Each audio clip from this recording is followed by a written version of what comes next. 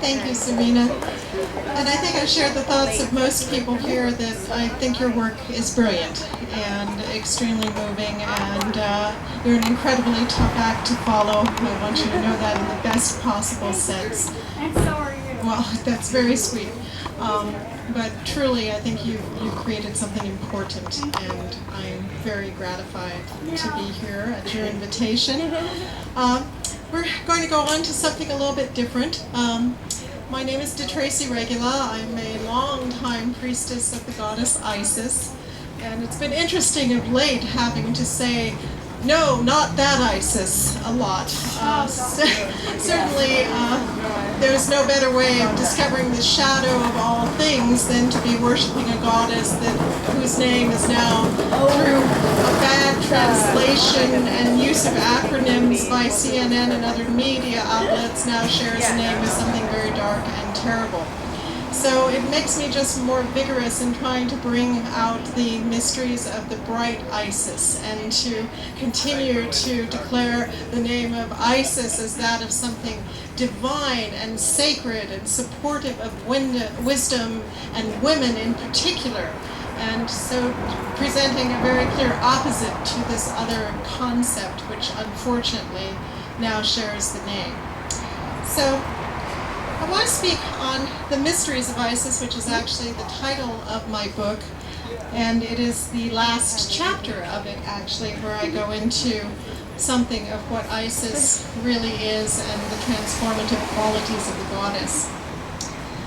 Isis is a goddess of mystery, of sacred secrets and initiation into the mechanisms of the universe, both physical and spiritual. Authors we suspect were initiated into her mysteries torment modern readers with descriptions that break off suddenly. Oh, but that is a secret of which I must not speak. Or more coyly, I could tell more, but it is forbidden. We can prepare for initiation, prepare to understand the mysteries, but at their heart, the divine secrets must be revealed. Understanding of them is a gift given by the grace of the goddess, not by intellectual appreciation alone. For this reason, even if the ancient rites are written down, true in every detail, the actual experience of the mystery would remain unrevealed. The expression of the secrets changes with every season. The mystery is played through us.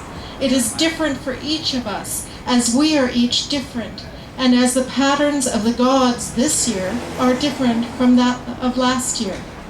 Understanding of the mysteries floods us like a river and may suddenly flood dry land at its banks. Yes, floods have happened before. Perhaps eons ago the river flowed across the same land it now reclaims. Perhaps that tall stone, dry for 1,000,000 years, once parted the waters into two streams. But this time is not the same as any flood before. The time is different, the circumstances altered. So it is with the mysteries. The wash of insight and experience over an individual is the same, but every instance is different and unknowable until the individuals have experienced it for themselves. We can point to the mysteries. Some eyes will be drawn to the pointing hand, but only a few will look beyond to the object pointed at. The inner mysteries will remain elusive, but the outer mysteries will prepare us for the inner and perhaps hasten our understanding of them. Where did this ancient goddess first arise? She seems to spring up as suddenly as a lotus bud rising up from the moist, dark earth of the Nile Delta of Egypt and blooming in the dawn of Egyptian civilization. In the beginning, she is a goddess without consort, without parentage, without child. All of these would be associated with her later. For in the beginning, she is a lone goddess, sacred in Sebennytos, a delta city. The similarity of names between Isis, who in Egypt was called Aset, and later Isa or Iset, and those of Ishtar, Astarte, and Ashtoreth, suggests a distant common origin for these goddesses who share many characteristics. And the stories that were to follow of Isis's husband Osiris and of Isis's journey to find and regenerate him find close parallels in the mysteries of these goddesses. In one tale, the queen of the palace where the coffin containing Osiris's body has been made into a pillar, she has the name of Astarte. Writers have offered many explanations for Isis's appearance in Egypt. Some, such as Budge, suggest that Isis and the rest of the Assyrian pantheon were deified members of a human family. This deification of human beings was certainly not unknown in Egypt. It has been suggested then that the Osiris cycle of stories refers to the first king of united Egypt, making Isis the first queen. It is also possible that certain events in the story of Isis and Osiris may have derived from events which occurred to a human royal pair after serving in the priesthoods of Isis and Osiris. Other authors suggest that Isis came from the Libyan deserts, while some point to her great and lasting popularity in the extreme far south of Egypt and suggest a Nubian origin. Still others insist that the myths are just stories created from the observed cycle of natural events, where Isis is the fruitful earth of the field, and Osiris the grain which is cut and killed to resurrect the following year. Some authors have placed a common origin of the similar Middle Eastern religious mythologies in the heart of the culture of the lost continent of Atlantis. Whether this continent existed apart from the spiritual realm is the subject of much dispute. Those who favor its material existence point to the shallow Sargasso Sea in the midst of the Atlantic Ocean and the provocative undersea remains, apparently walls, off the coast of Bermuda. Historians, on the other hand, point to a possible ancient typographic error dating back to Plato and suggest that he had his distances off by a factor of 10 when he wrote of Atlantis, making the most likely candidate for the lost continent the small volcanic island of Thera, now known as Santorini, which was destroyed in a volcanic eruption.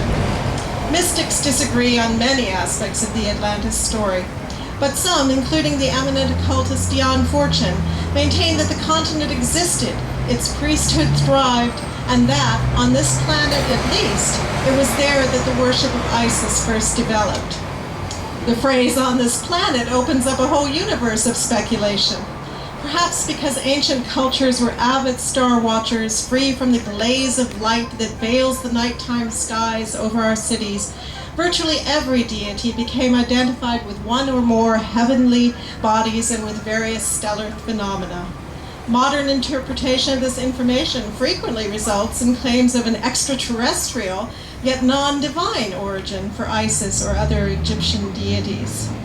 The most interesting evidence, in my opinion, for this point of view is in the ancient detailed astronomical knowledge of invisible or undetectable stars, which the Egyptians may have possessed about the Sirius star system.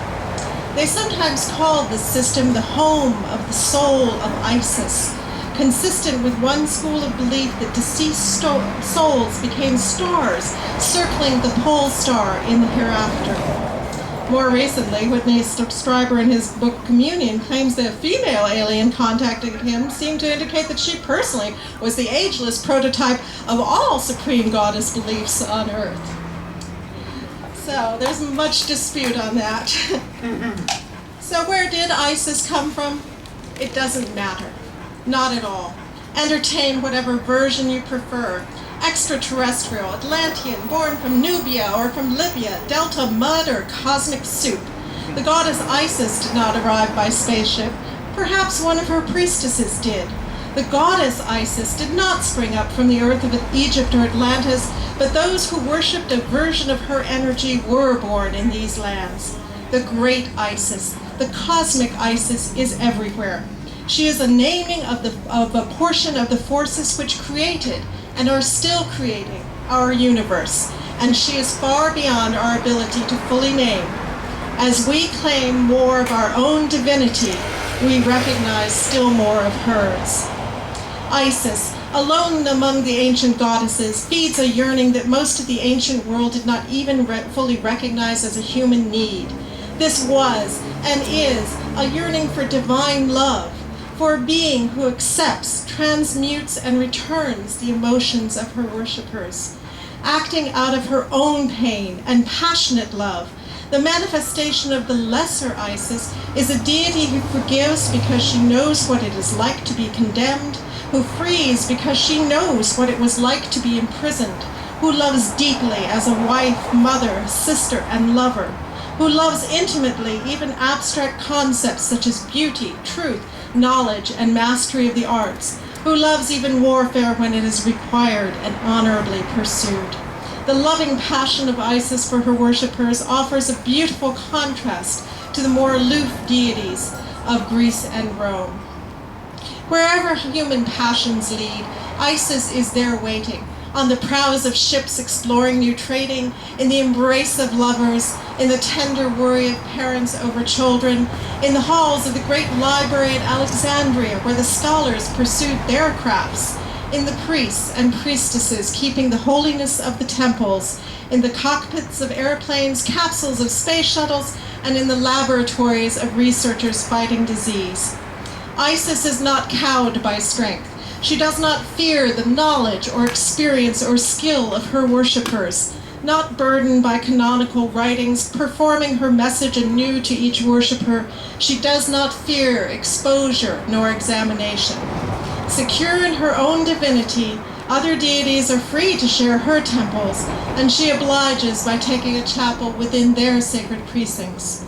Although her worship was universal throughout Egypt, the number of temples exclusive to Isis is very small because she is found everywhere.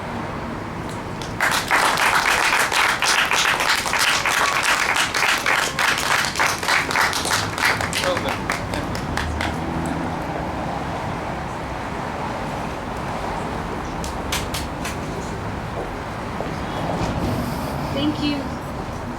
My ears are clogged. Thank you, DeTraci. You know, 20 years ago, I never thought this day would be possible, so, yeah. So I would like to ask Linda if it's okay if Sumiko reads, if we're okay on time. If Linda is around. What time is it? I mean, if you want to read it then. 6:47. Yeah. Okay, cool, we have time. Okay. Okay, so, with no further ado, Okay, cool. Sumiko Saulson and Dig Those Shoes, which you got here, and you can get really cool stuff here too. Okay. And books, and Sumiko has books. Okay, so hi, thank you. Yeah, I have books. I have lots of books actually, and I'm going to read from a different book this time, which was my third book, but it was just re-released, and these are proof copies of the re-release. So that totally means they're probably like limited edition or something. I don't know, but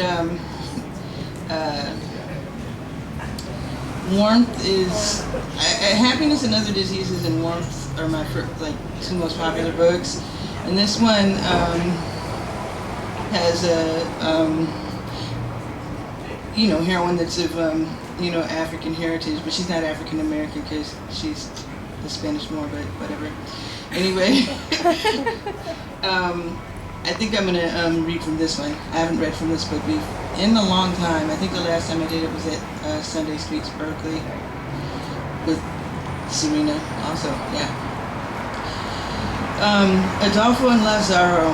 By all outward appearances, she seemed a girl, a very young woman really. She lived in the ruins of an old cemetery, a substantial distance from town. For what seemed to her a very long time, she was beginning to think that it was time to move on. The poorly lit spot, distant from cities and towns, afforded her ample cover, and ever the more so under tonight's slim moon sky. The only problem was the climate was not nearly warm enough for this part of the world. The cemetery, surrounded by a forest rife with soggy moss and dewy trees, was always too damp for her, too cold. She did not like it one bit. Her name was Sarah, and she was cold all the time.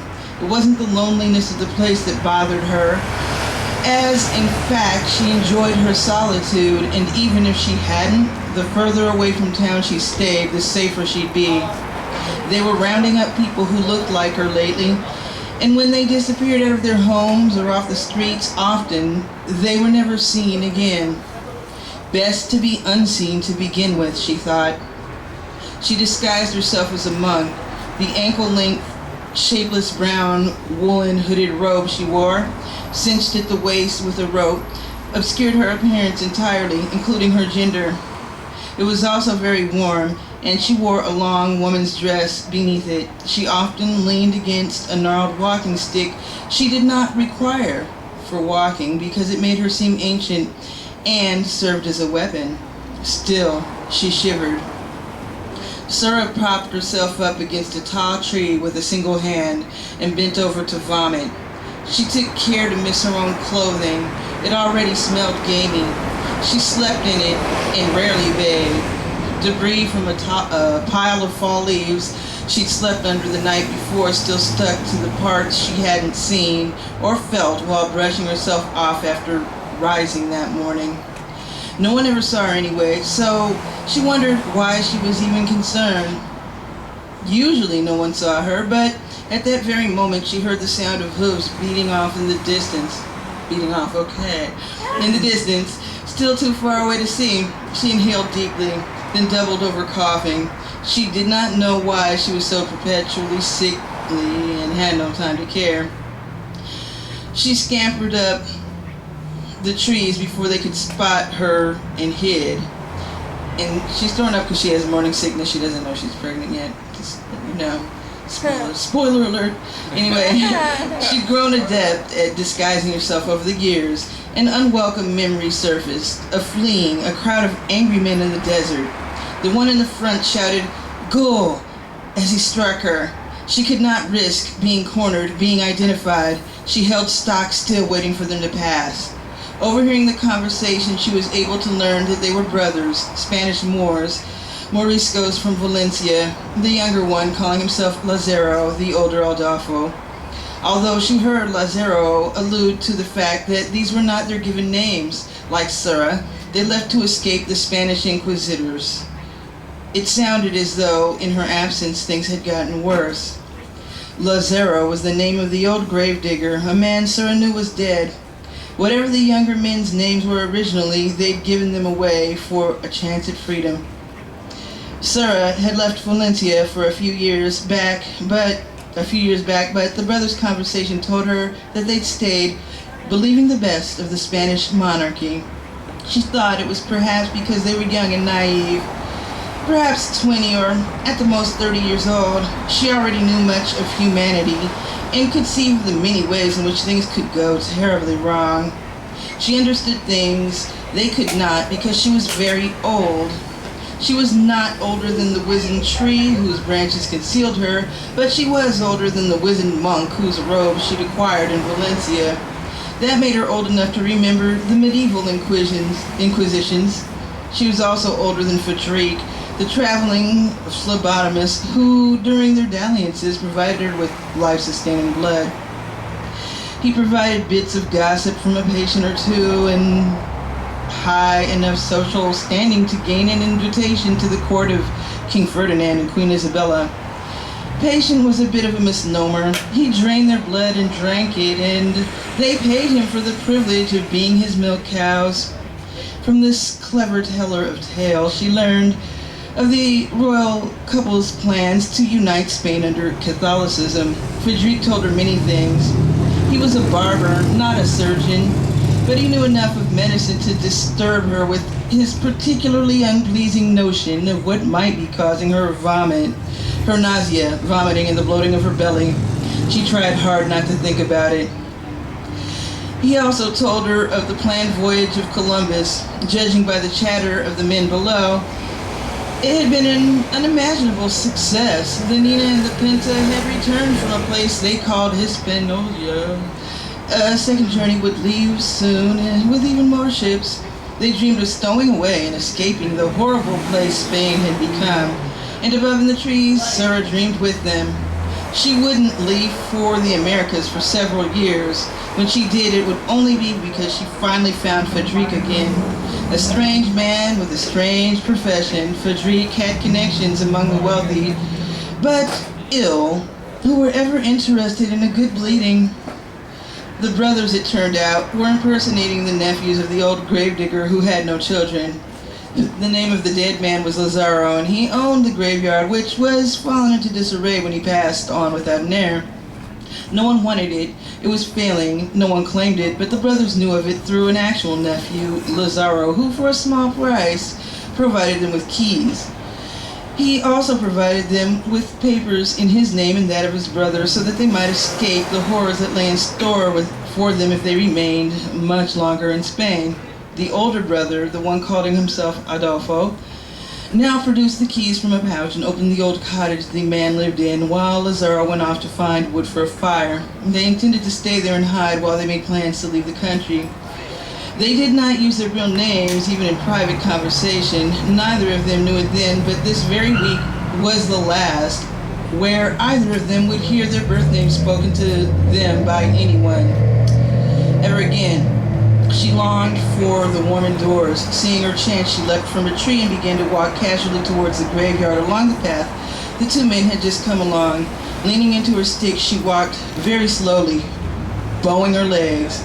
She took her time, hoping her appearance in the graveyard with the young men's return, hoping to time her appearance with the young men's return. As it happened, she did not have to wait that long. They had sharp ears and heard her approach. The man walked up to her on the road. Lazaro asked, "What are you doing out here alone, old one?" She made soundless gestures. She could not speak and reveal herself as a woman. She hoped, with this charade, to convince him that the old man could not or would not speak. Some monks took vows of silence. She decided to pretend she was one.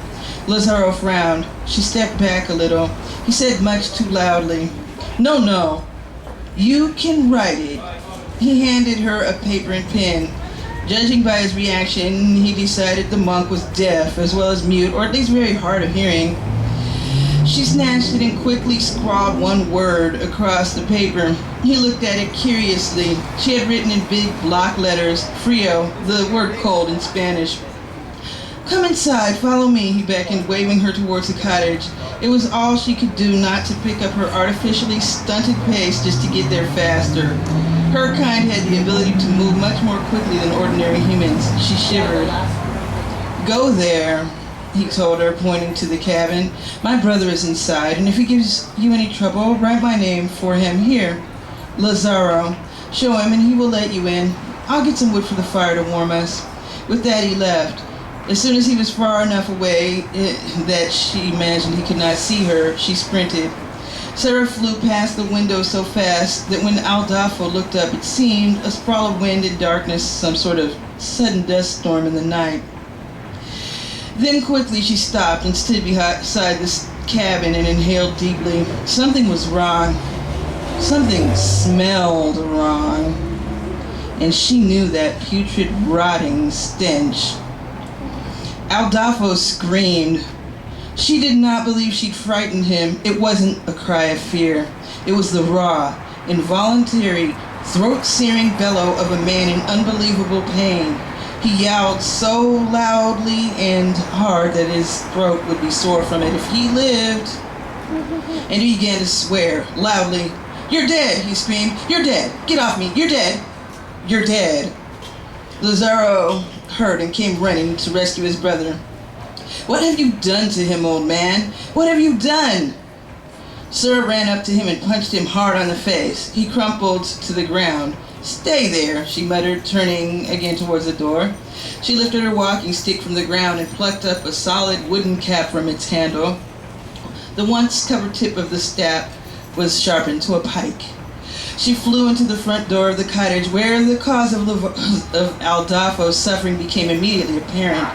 The original Lazaro, the old gravedigger, had him pinned against the wall and had bitten deeply into the flesh of his cheek, chewing it, eating it, Rotted clothes hung from the rail-thin frame of the old Lazaro, and in places purplish, bruised flesh showed through. The whites of his eyes had gone, the cloudy yellow color of mucus. The ends of his fingers were caked with thick, wet grave dirt. It seemed that before he died, old Lazaro had a cold. A maggot clung writhing to a dried bit of hair and snot protruding from his nostril. She was sure there were many more inside his face. Old dead Lazaro tore at the fleshy parts of Adolfo's mouth, momentarily muffling the horrible sound of Adolfo's screaming. Pulling away, the ambulatory corpse tore off the top of the poor man's lip, then straightened its back and began chewing mindlessly like a cow on its cud. Dead Lazaro wasn't a he anymore, but an it. He leaned in for another bite. Adolfo did not need any preternatural sense to smell the putrid. Sarah heard the knock of the dead man's teeth as they struck hard against the teeth of the living. The dead were stupid and poorly coordinated. It was too unthinking to process the fact that it had already taken his upper lip off, so it pulled away again, and nothing, looking confused and chewing the air. Sarah grunted, and the thing turned around. "I hate the dead," she hissed under her breath, running towards it. She shoved the sharpened end of her pike through the creature's eye with such force that it went through the back of its skull, pinning it to the wall. A gelatinous mixture of curdled blood, vitreous humor, and pearlescence issued through the ruptured visage, first slowly oozing and then gushing onto the floor. Lifting the robe and the long skirts below it, she revealed her leg up to the knee. A small axe was strapped to the outside of her calf in a leather holster. She removed a weapon with a single graceful motion and shortly had it leveled to the creature's neck. She struck it twice, cleaving its head from its spine. She ordered the walking corpse, "Stay dead!" The thing's body below the neck slid to the floor, leaving a slick line of blood and fluids unknown against the wall before landing on its hindquarters with a soft thud. After a few quick twitches, it stopped moving entirely, but the impaled, disembodied head kept moving. It tracked their motions hungrily with its sole remaining eye. Grotesquely, the maggot dangling from its nostril crawled back in, seemingly unimpressed. Perhaps it was headed off to join its brethren. She went over to attend to Adolfo, whose whimpering could be heard from the corner. She turned to him and stared. For a moment, neither of them spoke. Then the man began to speak to her through his bleeding, ruined mouth.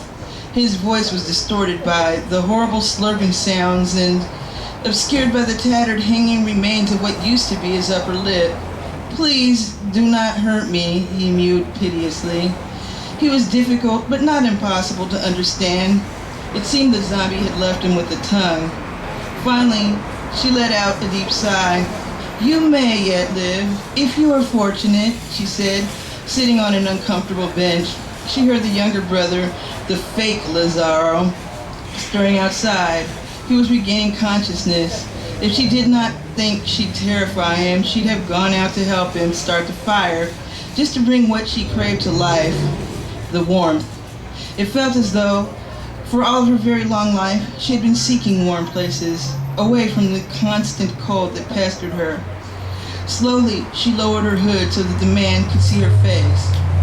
"If you are lucky, you will live as I do, but you will live slowly and long, but with a face many will prefer not to look upon."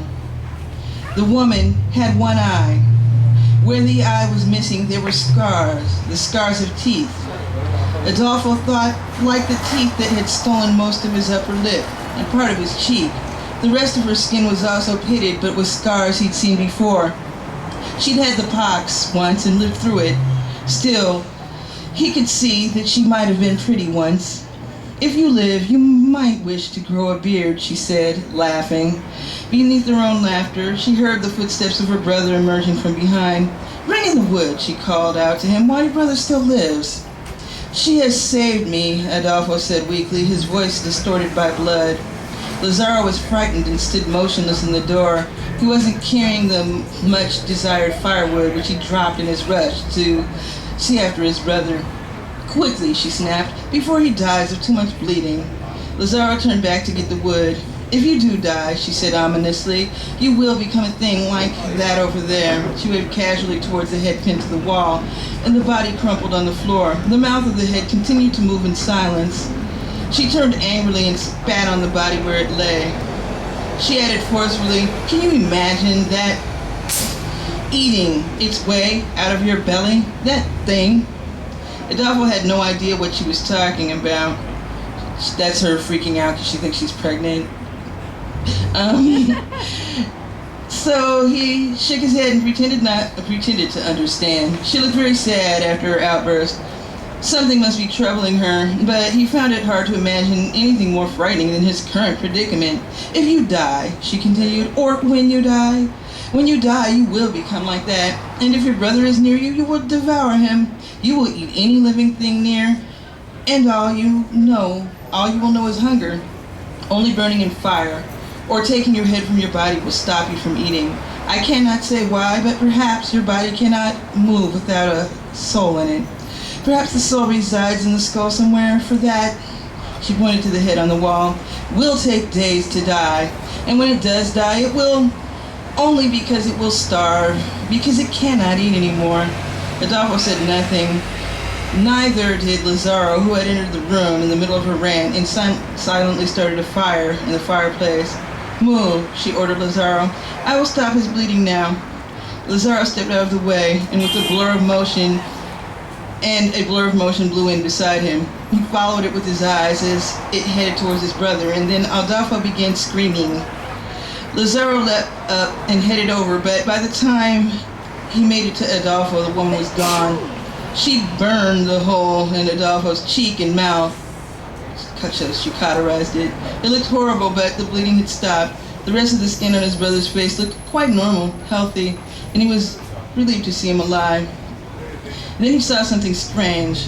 Adolfo's tongue shot out of his mouth, and he began licking the blood from his face. He raised his fingers up and began wiping his face with them, transferring the blood from the fingers to his mouth. Lazaro shrieked, "Demon!" He ran out of the cottage and fled to his horse, leaving his deranged, damaged brother behind. Adolfo stood and asked plaintively, "Brother?" "He's gone," the woman said, reappearing near the fire. "So cold," Adolfo whispered. "So very cold." "I know," the woman told him, dumping half the pile of blankets she held in her arms into his lap.